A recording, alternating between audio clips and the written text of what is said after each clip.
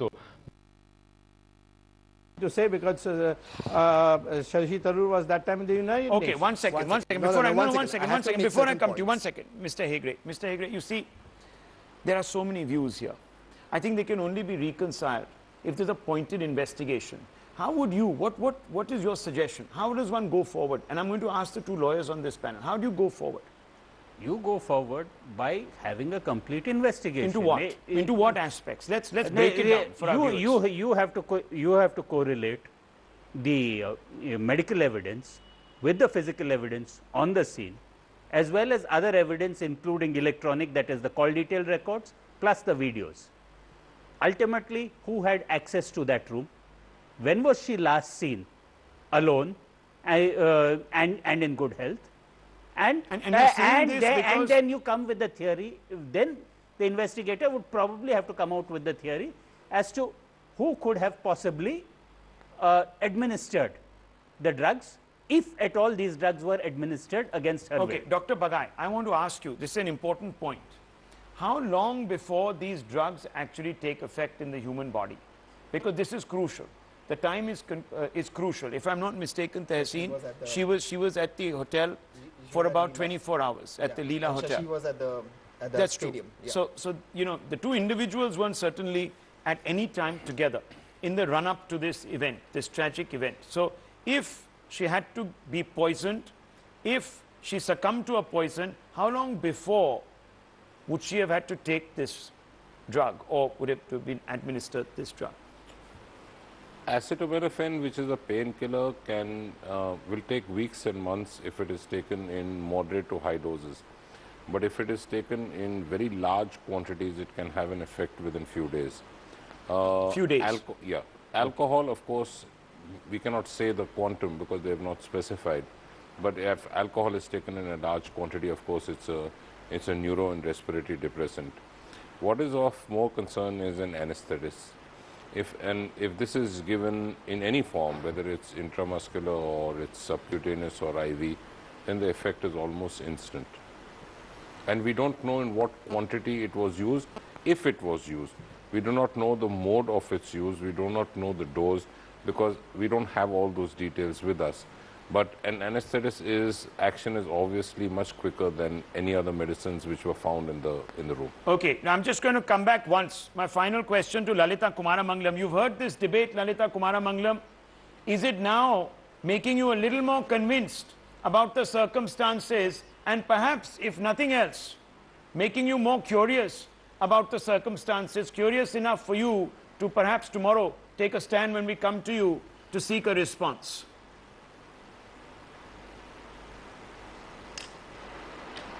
Rahul, as I'm on the show as the chairperson of the NCW, my personal opinion does not matter here. The fact is that I have to get all the material. If you're going to send it across, as I said, I will have it examined. And since it is about a particular lady who has died in suspicious circumstances, if that's the correct word to use. Unnatural. If there is anything that we need to take cognizance of, we will take suo motu cognizance, and I will.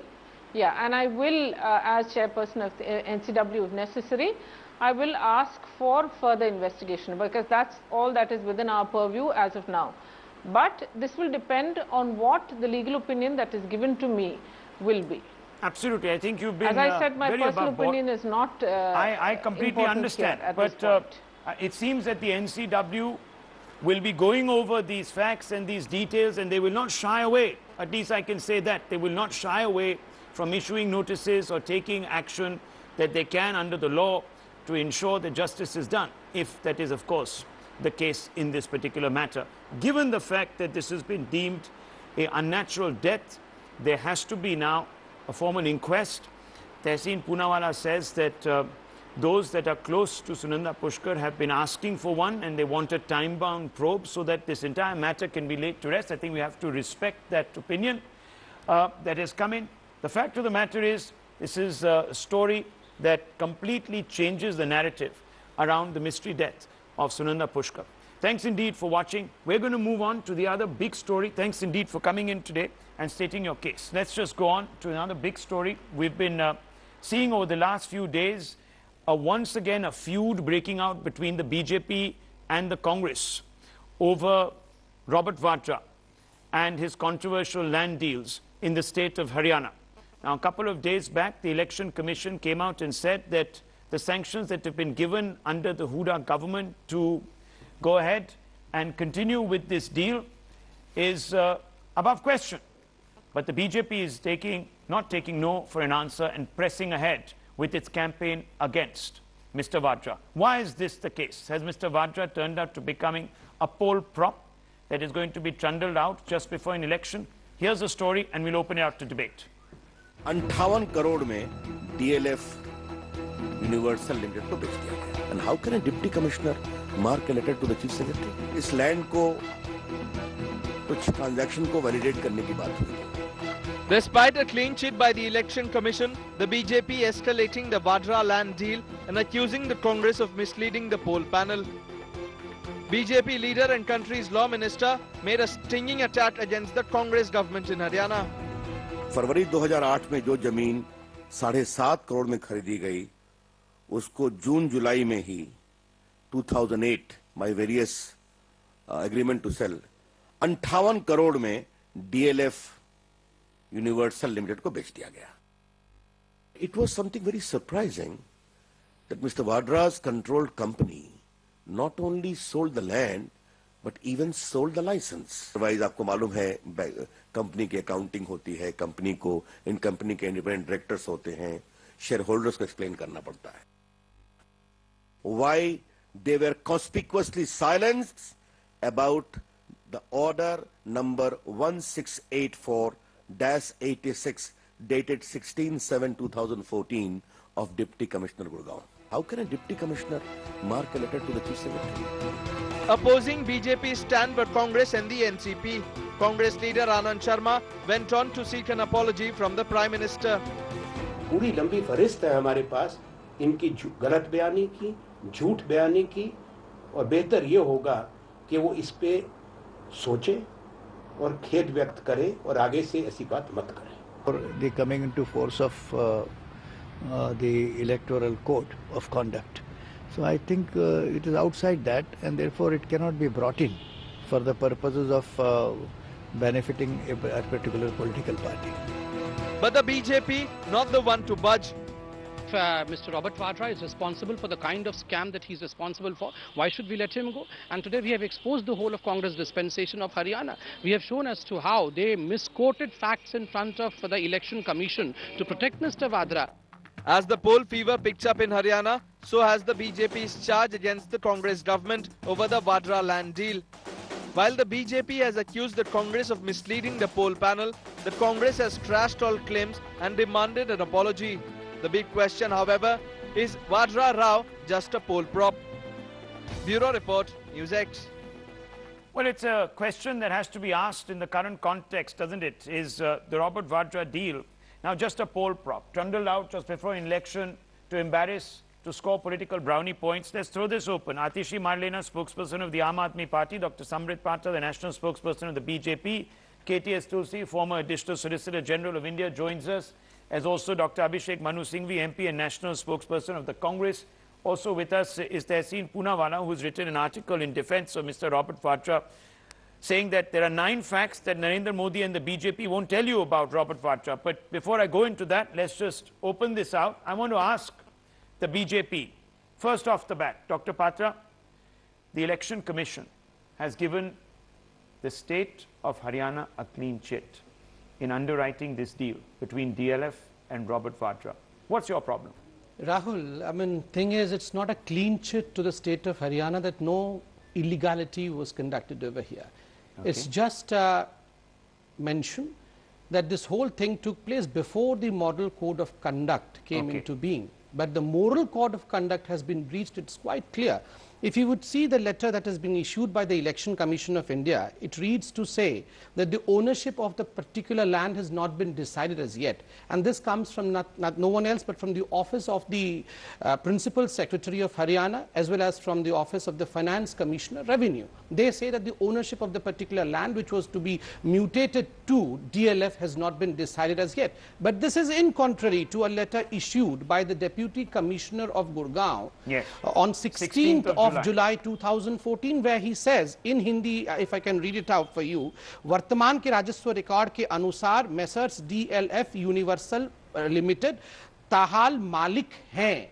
For the concerned piece of land, if there is an owner, the owner is Messer DLF Universal Limited, which was bought from Skylight Hospitality, which belonged to Robert Vadra. So why two voices? We have one voice of the government saying on 16th of July, just prior to the Model Code of Conduct came into existence, approximately 2 months before that, that the ownership matter has been decided and the ownership lies with with the DLF.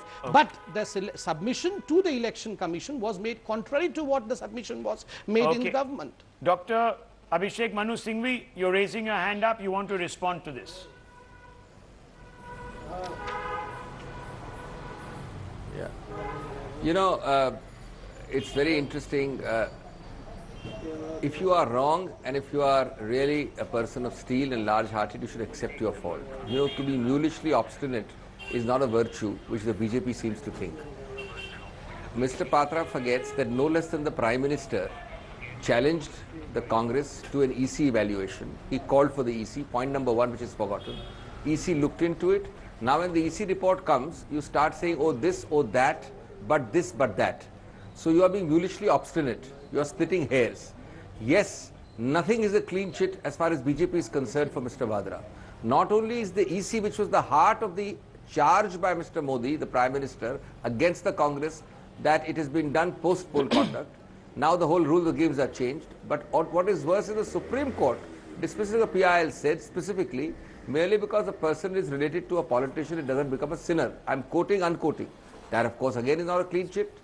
No, then the Allahabad High Court said, trees. This smacks of oblique motive and persecution. You know, are we being this too kind narrow of thing should not be focused? allowed. Again, it's not a clean chit. Let me just finish, please. I didn't interrupt.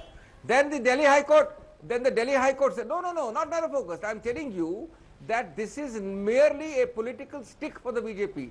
Come the polls, like they remember Ram sometimes, they remember Mr. Vadra sometimes, they remember some other issues sometimes. Mr. Vadra I want to ask you two questions to tell you why it's a gimmick. The Rajasthan government for 10 months in power, 10 months, one-sided government in power, has not even filed a preliminary inquiry against Mr. Vadra.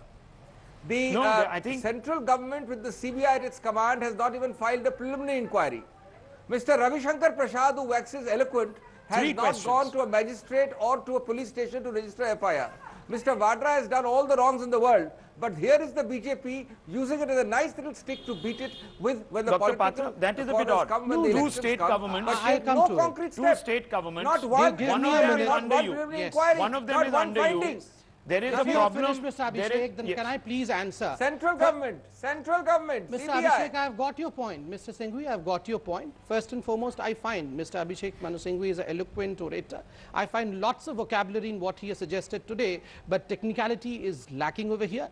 Let me be very technical in this whole issue. Let me just read out few lines from the Election Commission's report, and then let's see as to whether there was a clean chit issued for Mr. Robert Vadra or it was otherwise. The issue, the report says... There's a distinction here. One second. I think the Congress is narrow focusing on a violation that was claimed of the model code of conduct. It's just a date. You have said that whether that is true or not is immaterial. It is a moral code that has been defined. It's a moral code of conduct which has been breached. Exercise for the not BJP? At all. It's not a The Prime Minister jumps the gun. He says, look, hang on, 1 second. Let's go step by step. I'm not here carrying a brief for anyone, but I just want to look at it. That was the entire charge. No, 1 second. Let's look at it. The Prime Minister gets up and says on the back of an Indian Express report that a model code of conduct has been breached because hastily some sanctions have been given after the model code came into effect. The EC rules and says all these actions, by your own admission, took place on the 16th of July 2014, much before the model code. Now, Mr. Patra, Dr. Patra, let's accept that we got it a bit wrong there. My question here that the BJP got it a bit wrong. My simple question. I understand. Just admit to the fact that the model code of conduct was not violated. The moral code I can understand. We can debate that. Just a second. Abhishek, allow me, let me complete it. Just a second. If a wrong was done, before the model code of conduct was brought into force, is it that the wrong was right? No. A wrong done at any point of time but Mr. is Modi a wasn't wrong. arguing that No, point. He wasn't getting into the merits. Mr. Modi, the Prime Minister, only requested that the Election Commission should look into the issue whether the model code of conduct was breached or not. No, I don't think Mr. Modi got into the merits. No, he no, just no. said that the model code, he never looked at it Tell me, from the merit. Rahul, Let's at least is a accept date, that. no, is a date more important, or is the humongous corruption that went into well, that the is for the coalition BJP to more decide. important? No, if that is the case, okay, you one have to second, see one that more second. than, Let's go around. More than a date, you have to go into the factuality of the whole matter. That's the reason as to why I just want to read Then out why 3 didn't or 4 Mr. Modi lines. go into the facts? Why did he talk about the... No, he suggested that the Election Commission should look into the issue let me whether there was breach of model code of conduct. I like But the way... as far as the factualities are concerned, we are with papers Gentlemen, with the I like the factuality. way that the BJP and the Congress are going at each other when the original exposer of this entire alleged bungling was the Aam Aadmi Party, which is today ducked out of this entire issue. Now, Atishi Marlena, where are you in this dialogue? You are the ones who first came out with, I remember, documents. Mr. Kejriwal and Mr. Prashant Bhushan lined up together with several others in a huge big press conference. Pothas you pulled out. You know, tomes of documents, checks, etc., etc. What's happened? You're all silent. And today, just as the elections draw close, you're here. Actually, we have been far from silent on this issue. In fact, during the entire Lok Sabha election, this question of dubious land dealings is something that has been raised by all our candidates in Haryana. Did you go to However, court? what I find interesting actually about what our friends BJP leaders, I mean, you've used an interesting phrase, Mr. Prasad used the phrase conspicuously silent. Actually, that is a question that we need to ask the BJP. Why has